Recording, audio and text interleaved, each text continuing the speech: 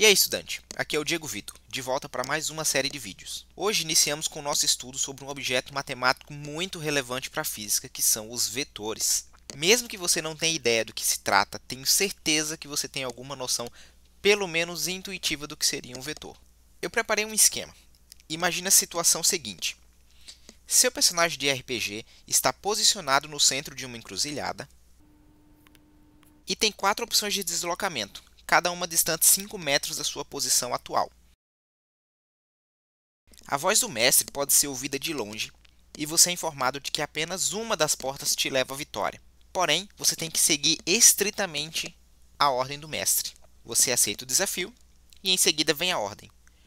Mova-se 5 metros para uma das portas. Ficou confuso, né? Veja que com essa informação apenas eu não consigo me decidir pela porta certa. A probabilidade de erro é de 75%. Está faltando informação aí. Então, vamos supor agora que a informação é diferente. A ordem agora é: mova-se 5 metros na horizontal. Aí já mudou. Eu já sei que não pode ser na porta norte, não pode ser na porta sul, pode ser na porta oeste ou na porta leste. Agora eu tenho duas opções de 4, então a minha chance de acertar e de errar é igual, é 50%. É melhor do que antes, mas ainda assim me falta informação. Ainda assim eu não consigo me decidir pela porta certa. Finalmente, vamos pensar no melhor cenário. No cenário com uma ordem completa. Mova-se 5 metros na horizontal para a direita. Nesse caso, temos absoluta certeza da direção a ser tomada. A porta correta é a porta leste. Então veja, eu estou falando de deslocamento. E o deslocamento é uma grandeza, né? Grandeza é aquilo que pode ser medido. Massa é uma grandeza, o peso de um corpo é uma grandeza, a distância entre duas cidades é uma grandeza. Qualquer coisa que eu consiga medir vai ser uma grandeza. O deslocamento é um tipo de grandeza em que não basta simplesmente eu te dar o valor daquela grandeza. Não adianta eu te dizer, desloque-se 5 metros. Tu tem uma infinidade de direções para se deslocar.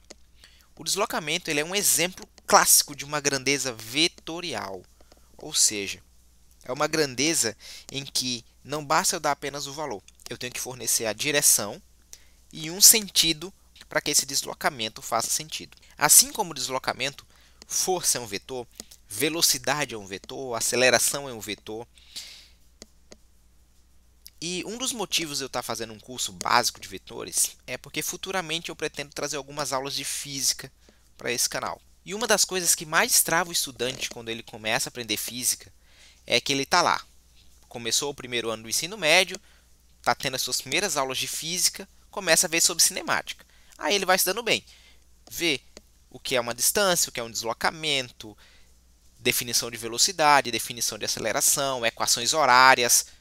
Ele está indo muito bem. Passa aquela semana, daí vem uma aula de vetores, um objeto que ele nunca viu na vida, é a primeira vez que ele está tendo contato. Parece que a coisa não flui. E logo em seguida vem cinemática vetorial. Aí vem movimento em 2 dimensões, lançamento de projéteis, movimento parabólico. Aí do nada tu tá em dinâmica, aí vai aprender plano inclinado, pêndulo, enfim, tudo isso envolvendo vetores, sendo que ele teve poucas aulas sobre vetores, ele está pouco familiarizado com essa ideia e acaba travando no estudo da física simplesmente porque ele não evoluiu dessa parte. Então, a minha missão é fazer um curso básico, porém completo, sobre vetores, para a gente poder iniciar um estudo em física munido pelo menos dessa arma. Isso vai ajudar muito a nossa compreensão. Tá, mas afinal de contas, o que é um vetor? Gente, a definição de um vetor vai depender do que você está trabalhando, porque é um objeto que ele é muito versátil. Por exemplo, se tu está estudando mecânica clássica, o vetor ele é definido como uma grandeza covariante sobre uma transformação de coordenadas. Se tu está trabalhando na álgebra linear, por exemplo, o vetor ele é o elemento de um espaço vetorial.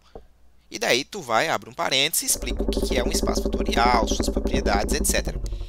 Ou seja, cada área ela vai te dar uma definição operacional do que é o vetor para aquele momento. Só que cada uma dessa definição necessita de um certo nível de abstração matemática. Isso às vezes acaba confundindo o estudante. Então, para essas aulas, pelo menos para as primeiras aulas, a gente vai utilizar uma definição com base no argumento geométrico. Para nós, o vetor ele é um segmento de reta orientado. Pronto. A princípio, um vetor é isso. Eu estou separando a noção do vetor de uma grandeza. Embora seja mais fácil falar de vetor relacionando a deslocamento, relacionando a velocidade, porque isso te dá uma ideia, te dá uma noção intuitiva, aqui a gente vai trabalhar puramente na geometria. O vetor é um segmento de reta orientado. Agora, para a gente tirar tudo que a gente consegue de um vetor, a gente precisa trabalhar muito bem nessas definições do que é um segmento de reta orientado. Então, eu vou representar aqui um vetor. Pronto, da seguinte maneira. Eu tenho um ponto onde eu considero a origem do meu vetor, vou chamar de A, e um ponto que eu vou considerar a extremidade do meu vetor, que eu vou chamar de B. Então, esse meu vetor eu posso representá-lo como vetor AB, e daí eu faço AB em uma setinha em cima do AB, dizendo que o vetor se desloca de A e chega em B. Eu também posso representar esse vetor como sendo B menos A, ou seja, o ponto final, onde chegou meu vetor, menos o inicial, B menos A. E também, o que é mais clássico, eu escolho uma letra para dar um nome a esse vetor. Então, eu vou dizer que esse vetor AB ele vai ser representado, por exemplo, pela letra U. E daí eu ponho uma setinha em cima. Então, essa é uma maneira de representar esse meu vetor. Então, tá, ele é um segmento de reta orientado. Então, aqui eu tenho uma reta que vai se estender para o infinito. É uma reta. Eu estou pegando um segmento de reta. Então, ó, tracei um ponto inicial, tracei um ponto final. Isso aqui é um segmento de reta. Eu chamaria isso aqui de segmento AB. Somente assim, um AB barra. É o que a gente vê na geometria euclidiana. Segmento de reta AB. Só que esse meu segmento de reta ele é orientado. Tá? Ele tem uma orientação. Então, sempre que eu disser A, é esse segmento de reta que sai de A e chega em B, por exemplo. Então, eu ponho uma setinha aqui. Esse aqui é o meu vetor AB. É a mesma coisa aqui do meu vetor U. Ou meu vetor B menos A. Então, já deu para entender o que seria um vetor, né? Segmento de reta orientado. Como deu para perceber naquele primeiro exemplo, existem certas características que definem de forma inequívoca um vetor, que é o módulo, a direção e o sentido. Então, vamos trabalhar com essas três características em separado. O módulo ele é o tamanho do vetor.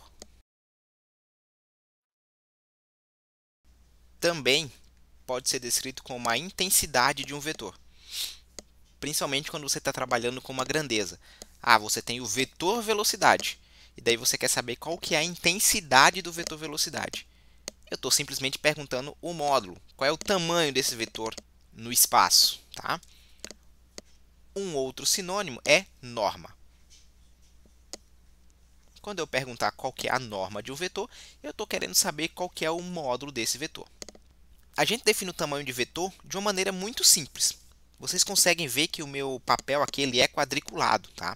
Isso aqui é de propósito mesmo. Quando a gente trabalha com qualquer grandeza, a gente precisa definir qual que é a nossa grandeza unitária. Por exemplo, quando eu trabalho com distância, eu preciso definir qual que é a distância unitária no Sistema Internacional de Medidas, no SI. E essa distância é 1 metro. Então, eu preciso definir para você o que é 1 metro.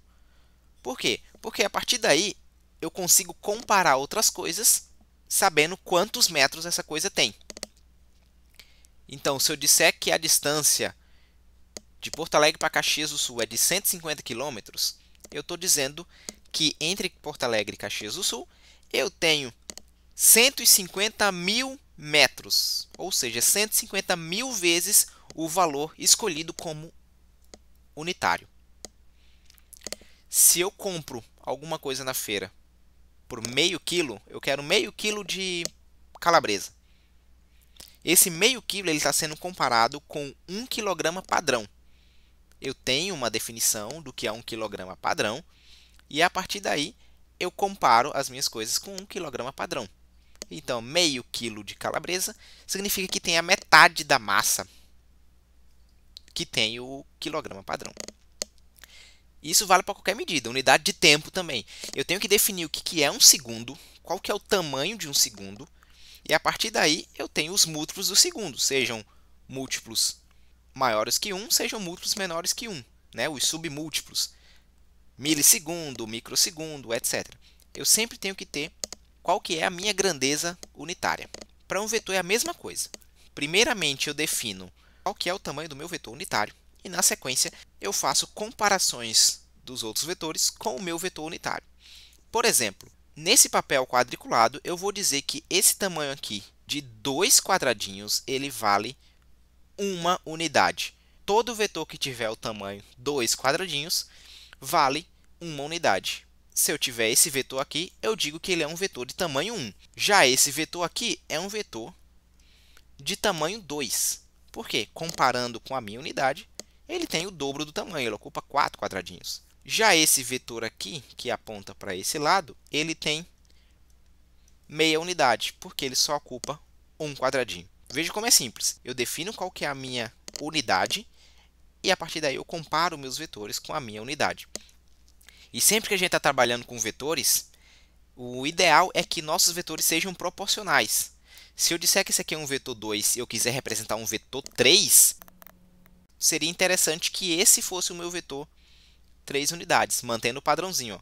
Cada 2 unidades 1, 2 unidades 2, mais 2 unidades 3. Então, manter essa proporcionalidade é importante para você ter essa noção de qual que é o vetor maior, qual que é o vetor menor.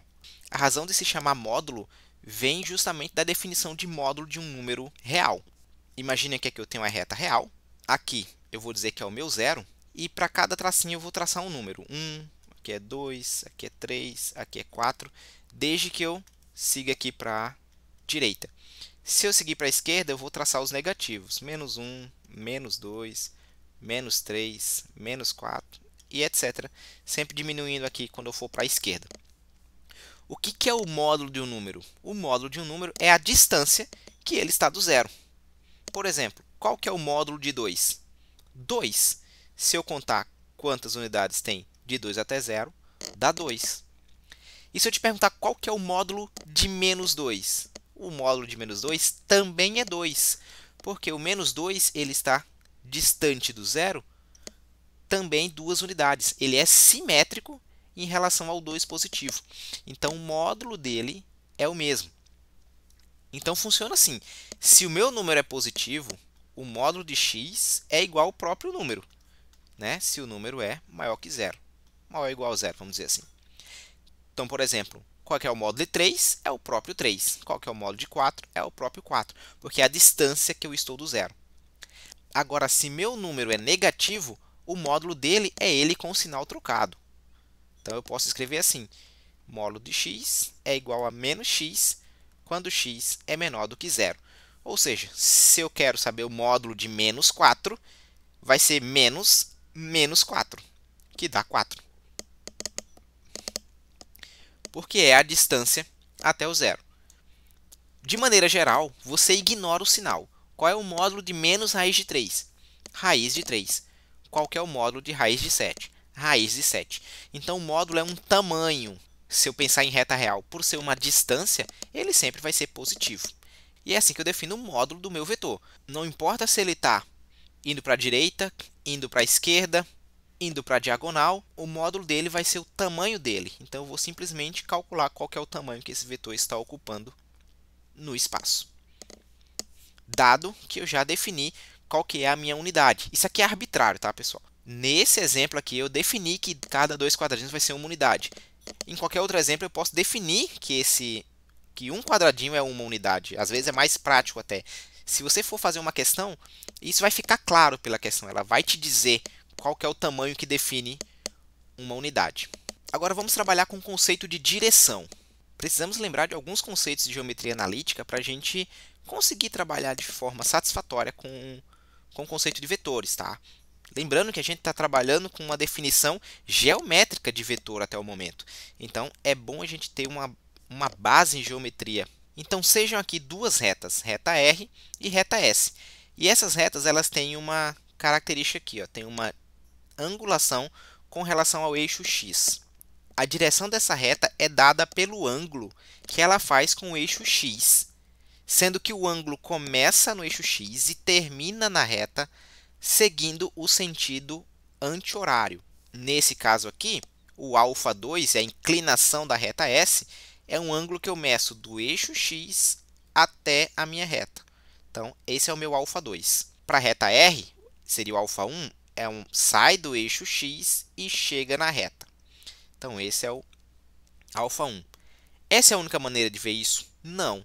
Eu posso definir como sendo o ângulo que sai do eixo x e encontra a reta indo pelo sentido horário. Aqui vamos dizer que eu tenho um beta2. Nesse caso aqui eu teria um beta1. Eu posso definir dessas maneiras.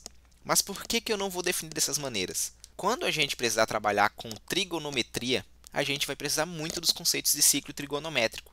E a convenção do ciclo trigonométrico é o ângulo crescer da parte horizontal seguindo o sentido anti-horário. Essa é uma definição operacional muito boa. É meio que uma convenção em matemática e em física, e é por isso que a gente vai seguir utilizando essa convenção.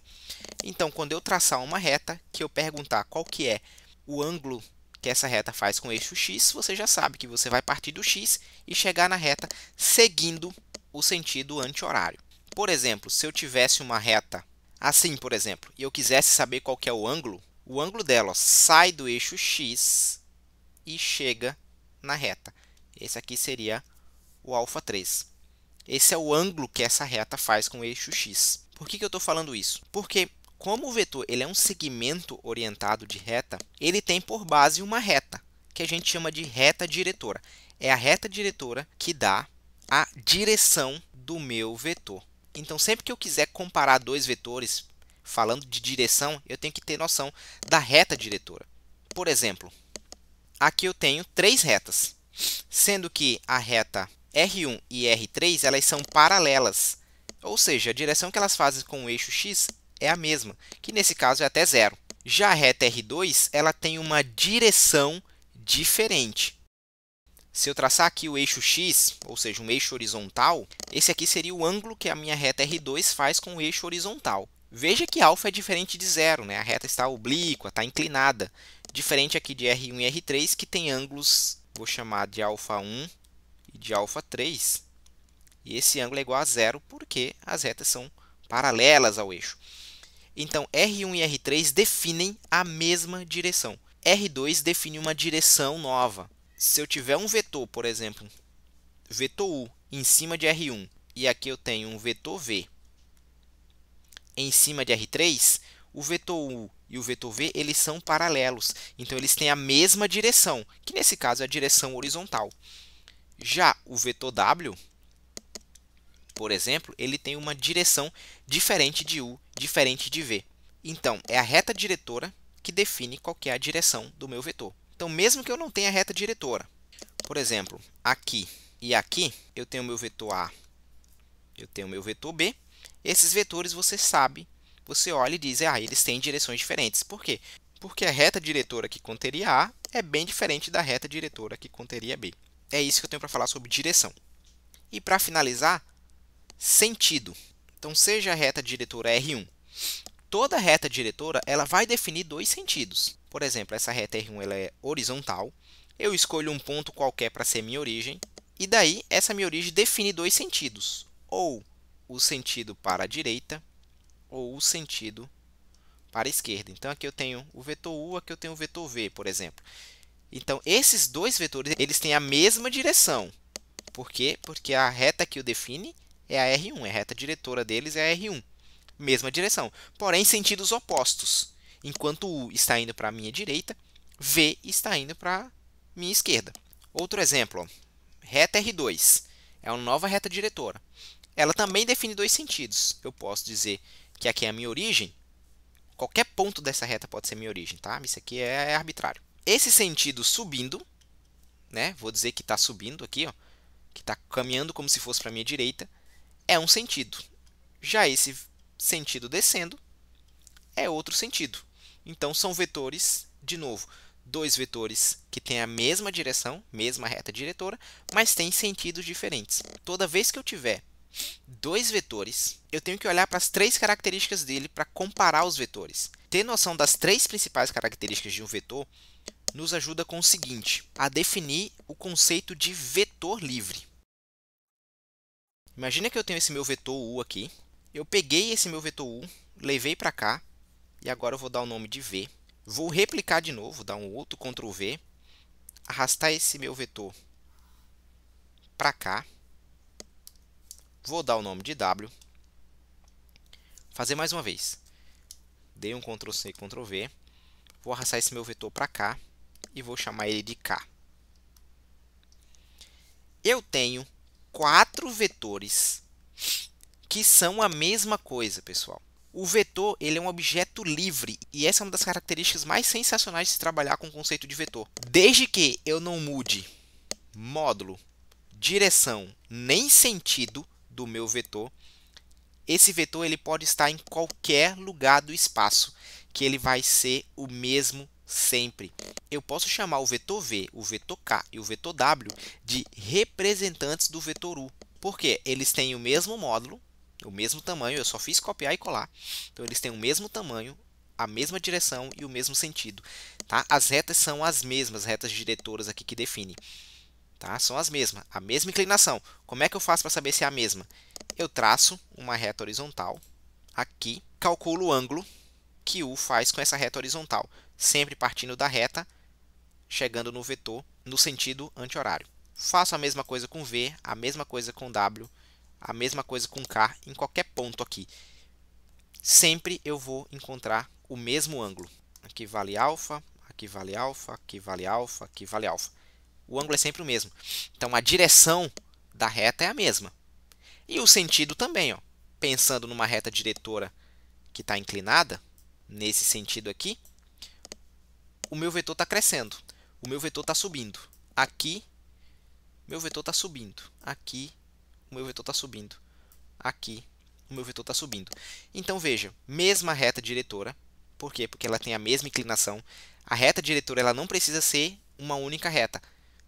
Pode ser a mesma reta, daí eu digo que os vetores são colineares, ou podem ser retas paralelas. Por quê? Porque as paralelas têm a mesma inclinação em relação a um eixo horizontal. Então, eles têm a mesma reta diretora, eles têm o mesmo tamanho, porque eu só fiz copiar e colar, eles têm o mesmo sentido. Então, todos esses vetores representam o mesmo vetor.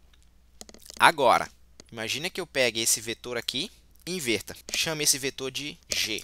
O meu vetor G ele tem o mesmo módulo de U, o mesmo módulo de V, o mesmo módulo de K, o mesmo módulo de W. Ele tem a mesma direção de U, V, K e W. É a mesma reta diretora, mas o sentido é oposto. Enquanto esses daqui parecem subir na reta diretora, esse aqui desce na reta diretora. Então, o sentido é diferente.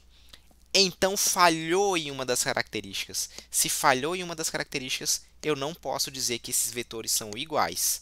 Tá? Então, o vetor G é um vetor representante de outros vetores. É um vetor oposto, inclusive, aos vetores U, V, K e W. Por quê? Porque muda apenas o sentido. A gente vai falar um pouquinho disso mais lá na frente. Uma outra vantagem de se trabalhar com o conceito de vetor livre é o seguinte. Se eu estiver trabalhando com eixos coordenados, qualquer lugar do espaço pode conter um representante do meu vetor em questão. Mas é muito estratégico fazer isso aqui, ó, pôr o meu vetor na origem.